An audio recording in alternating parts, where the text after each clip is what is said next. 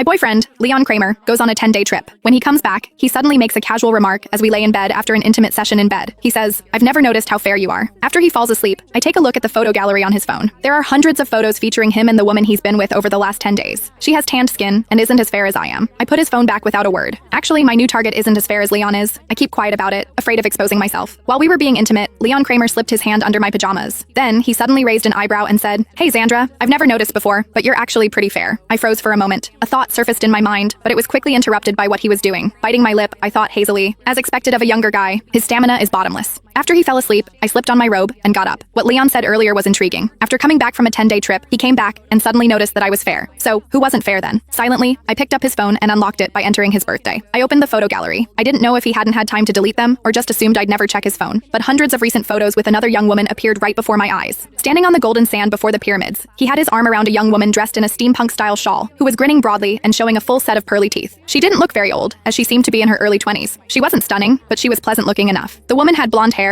a round face, and big doe eyes. When she smiled, it carried that distinct brightness of youth. As I kept scrolling, the photos became increasingly inappropriate. They were in a hotel pool, in front of massive floor-to-ceiling windows, and on a large double bed. When their bodies were intertwined, the young woman didn't seem to mind Leon taking photos of them at all. Young people nowadays were so incredibly bold. Most importantly, she had a tanned complexion. Now, I understood why Leon said I looked fair. He had spent 10 full days with her before coming back to me, so of course I'd seem fair in comparison. I quietly placed the phone back beside Leon's pillow and glanced at him. His brows and eyes were relaxed as he slept soundly. Under the moonlight, his prominent forehead cast deep shadows over his eye sockets, where long eyelashes adorned his closed eyelids. How nice it was to be young. One could fall asleep the moment their head hit the pillow. I reached out and gently touched his eyelid. His lashes trembled slightly, but he didn't wake up. The first time I met Leon was when my younger cousin, Kelly Porter, started college. I went to visit her on campus. A crowd of girls had gathered on the field. Curious, I squeezed in and heard the sound of a guitar. The evening breeze brushed through the boy's hair. His slender fingers strummed the guitar, and the setting sun outlined the firm, yet not overly bulky lines of his back. His thin eyelids carried a faint blush. His long lashes were lowered slightly as he sang a foreign song, his voice husky and magnetic. I listened carefully, and it sounded like he was singing in Farvone. The girls around us chattered and snapped photos. Kelly tugged at my arm excitedly. "Xandra, that's the lead singer of a band formed by students here. Isn't he handsome? He could totally debut right away." He really was handsome. I nodded, intrigued. So, when he finished singing that day, and the girls rushed up to ask for his number, I, much to Kelly's shock, also handed him my phone. What happened next followed naturally. Leon posted on social media asking where he could find a good recording studio, and I recommended a friend's studio to him. To thank me, he treated me to a meal. Later, I helped him out a few more times, and before long, the two of us ended up together. Leon didn't like living in the dorms, so I moved out with him. He didn't like takeout, so I learned to cook 3 meals a day for him. He didn't like having strangers in the house, so I terminated the cleaning service and took over all the housework myself. It was fair to say that over these past few years, I'd taken care of him in every possible way. Kelly, who initially gritted her teeth in frustration, later felt conflicted about our relationship. She warned me, "Leon seems pretty flirty. I've heard he's gone through more than a dozen girlfriends in a year. Don't fall in too deep."